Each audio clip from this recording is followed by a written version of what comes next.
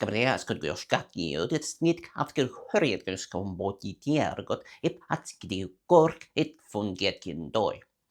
if you understood that, you're doing better than I did.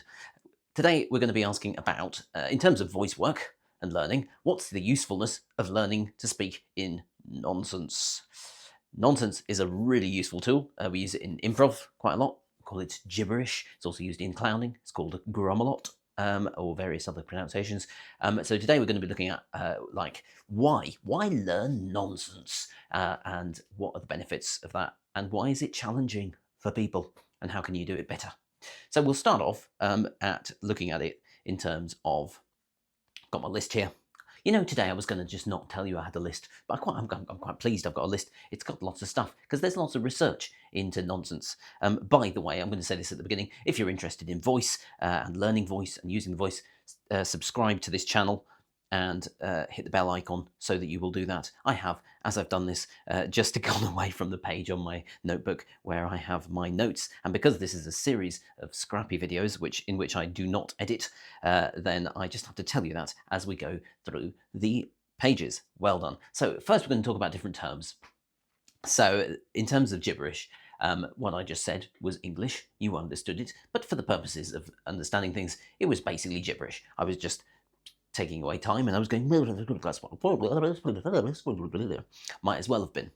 And the terms for gibberish or grammelot all have different meanings and lineages. So gibberish first, as I say, in improv. I'm going to talk a second about the root about that, because some people don't like the word. Grammelot is one that's used in Commedia dell'arte, is probably where it came from. It's used in clown quite often. Just a general term is nonsense speak, just talking nonsense. Babbling, we tend to talk about it in terms of babies. Glossolalia is a nice term, and it's the speaking in tongues, so it's sort of intense and it's maybe got religious connotations. And then, of course, there's scatting, which is in music, often used in jazz, where you're using sounds for musical purposes. The term grammelot probably comes from mumble or something around those sounds. It's that, like, a lot of them tend to be echoic, I think is the term they use. We're just copying the sounds that we hear. People don't like the term gibberish sometimes, and as far as I can tell etymologically, there's no reason not to like it. It probably comes from jabber. It probably is echoic as well. We've probably kind of taken it from the sounds. There's a couple of possibilities that it might have come from gibberish. Geber was the name of an alchemist who came up with a load of nonsense terms so that people wouldn't understand his alchemy and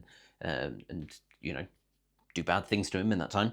And there's a very tenuous connection, is that it could be related to Romany, so gypsy. It seems, as far as I can tell, that that's just because it starts with gibberish, starts with the word g. Seems pretty tenuous, so I think you're probably fine using that term, but in the world of improv sometimes we just say nonsense speak now to avoid any uncertainty, but I think it's a fine term probably. Why is gibberish nonsense useful? So firstly, it removes sense.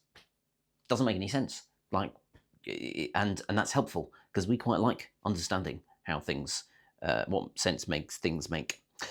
There's also the focus on sounds. So as a voice person, if you're thinking too much about what you're saying, you're not listening to the sound of your voice. Whereas if you're focusing on the sounds, and therefore you can play around with them better. It also allows you to focus on emotion. A papa. A papa. A papa, papa, a papa. You're not saying anything. You're saying one thing, but you're focusing on the emotion in the body.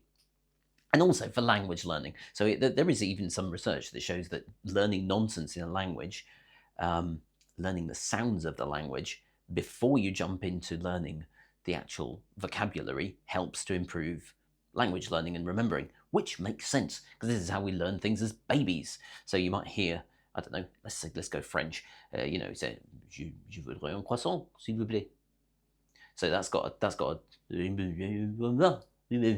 you might listen to the sound, the music of the voice, rather than trying to understand je, me, voudrais, like. Me would like one croissant. Croissant.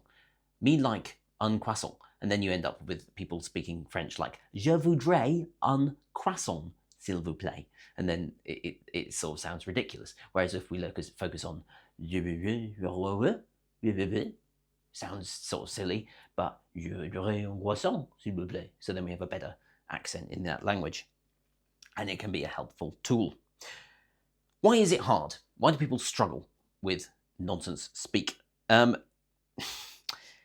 For the same reason it's a benefit, really. Like, it makes sense. It makes no sense, and we really like to make sense. We really like to understand what we're saying, and we want to do it right. So a lot of the time, if I'm teaching people and we're using gibberish, grammelot, people struggle because they want to do it right, and they don't feel like they can do it right.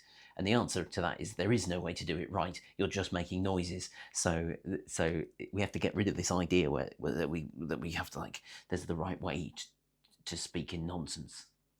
If you think about it, it doesn't make any sense. And we also, related to this, is we don't want to sound like an idiot. So if I say things for example, in improv, if I'm teaching voice to improvisers, and the improvisers want their scenes to sound good and funny, and they want to seem clever, and if they're having to say that,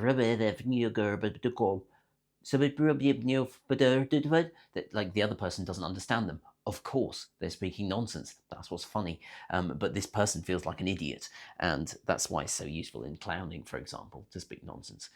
But it's one of those difficulties that, like, oh, I really want to look clever. But babies don't look clever when they learn new languages, and they learn those languages quickly. So once we get rid of that feeling of, like, oh, I want to look good, we can actually use nonsense in the best way, really, which is to celebrate sounding like an idiot. It's fun. So let's finally look at how. How can you learn to superfoger rebellia desperado? Which is to say, how can you learn to speak nonsense? I would say start small. Sometimes people say, "Oh, well, I really want my nonsense to sound like a language or something." If I'm speaking French, that doesn't sound like French at all. Doesn't sound like French at all. I sound like an idiot. But we kind of want to make it full sentences. But if you start just by going, okay, let's say we're going with French. De, bon, ba, ba, be. Let's go be. Yeah, let's just go for a sound. That sound, be, be. I don't know how you write it down. Be, be. Just stick with that one thing, that one sound. Go around your house. Go be, be, be, be, be, be, be, be, be, be, be. And this is not like. It doesn't make for very interesting improv if you're an improviser and you're on stage doing that, but it's a good way in. It's just to find all the different ways. Buh, buh, buh, buh, buh, buh, buh, buh, buh, buh, buh. You're playing around with the different sounds of that one syllable, and then add two. Buh, ba, or buh, ne. Let's say ne, or non. That's a word in French. Buh, non, buh, non. No, no, no, no, no, no, no, bo, buh, no, and just play with two, and kind of build it up, which is what babies do. They go ba ba ba, ma ma ma. If you notice,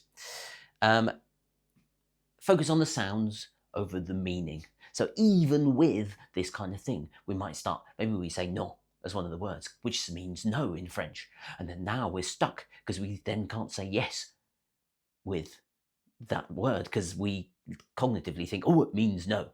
No, no, no, no, no, no, no, no, no, blah, blah, blah. Play around with the opposites of what it means. And finally, a great exercise, and one that feels a little strange to do, is to copy people. And it's great because we can do that on video. So you could watch this video and you could just copy me.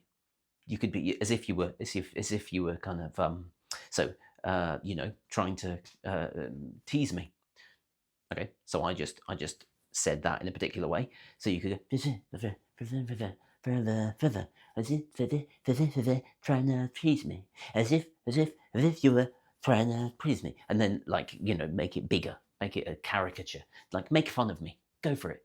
I'm all over the place. Go to that bit earlier where I was looking for my page and just like copy, and because I can't see you, and I don't mind if you make fun of me in this way, because you're learning the cadence of my voice, and then you can go into other ways and go to other people and then start to copy them. And that's how like impressionists, for example, start to build up impressions. If I'm doing a new impression or a new accent, I'll just put a video on of someone talking, and then I'll just walk around and then just copy what they're saying or how they're saying it, and go and notice where my voice is going, to be able to kind of take that voice on. And you have to start from that space of doing it really badly before you can get really good at it. So that is the benefits of nonsense.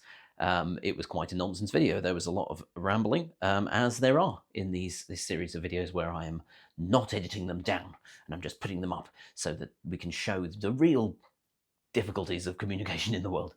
But hopefully it's been helpful. If you're interested in voice, as I said, you can sign up to the channel. If this is on YouTube, you can subscribe, you can hit the bell icon, you can follow me on Instagram, you can sign up to the waitlist for Voice Lab Online. If that's, there should be a link down there. You can just copy my voice and make fun of me. Go for it. Have a good day.